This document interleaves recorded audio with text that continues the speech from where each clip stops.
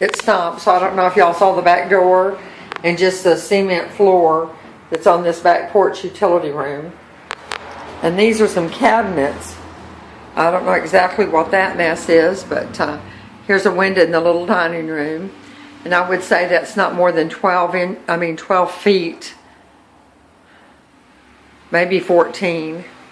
And that's the door you come into the dining room. Then this would be the kitchen. That's a walk through to the living room.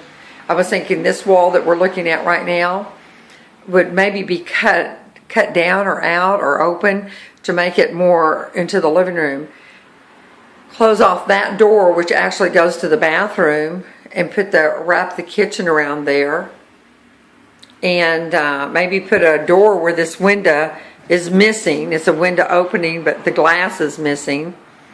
And in the upper and the lower, we could do that and maybe just put a door there and to the backyard, and you wouldn't have to go through the utility room. But anyway, it's there. It's all plumbed. This is there's no electricity, so we're going to have to do the best we can. I'm going to go back out of here because I'm going to act like this wall is sealed. And then I'm going to just turn around. And this is the floor. It's just plank, so it's going to have a, I guess that's called a subfloor.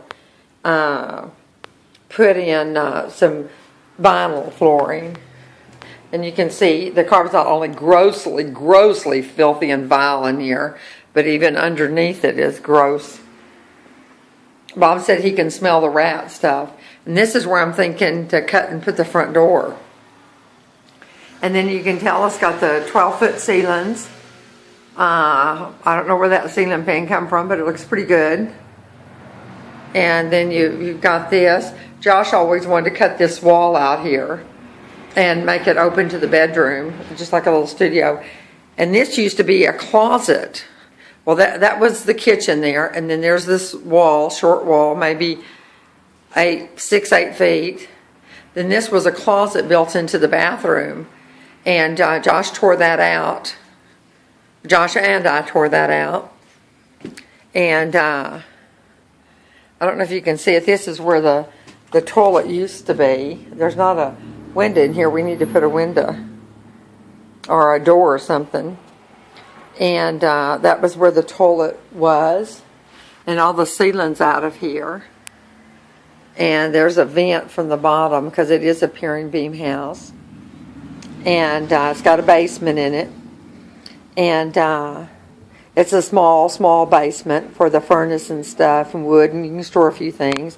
And this is where the sink went. And then over on that far wall, which is only maybe 6 foot, is where the bathtub was, and a little a little storage unit. And so that could be reconfigured.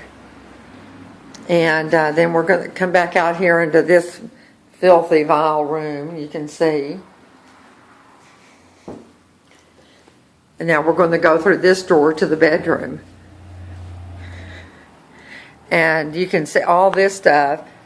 Josh paid a guy to tear down this lath and plaster. And we swept it all up once. But I guess just over the last 3 or 4 years, more has fallen out of this ceiling. And that's what you're seeing on the floor.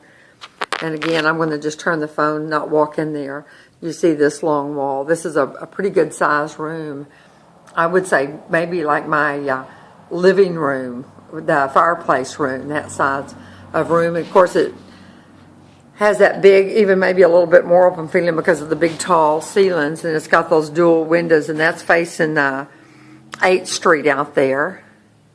And then you have this over here, and that's an opening right there where you can vent out a fireplace or a stove. And again, there's no closet, so I was thinking, just come in and build some built-ins, maybe on this side over here for hang-up clothes, and on that side over there maybe for linens. Then you'd have all the rest of this for bedroom, or do as Josh said and cut an opening here. And on each side of that opening, you could put your built-ins here and make just like a little mini hall right here, extending out there some. So, because you'd get rid of this doorway here if you had an opening there. So, anyway, this is Bob. This is the little house, and I think with a pressure washer outside, and somebody that had the means to know what we were doing with the vinyl siding. It's not going to take a lot of vinyl siding, but since I don't know anything about it, it's like learning a foreign language. So anyway, that's where it is, and I'm thinking the whole house probably is not more than 1,200 square feet. And the contractor and the realtor's on his way. And this is June 13th, Friday, about 4 o'clock, Bob?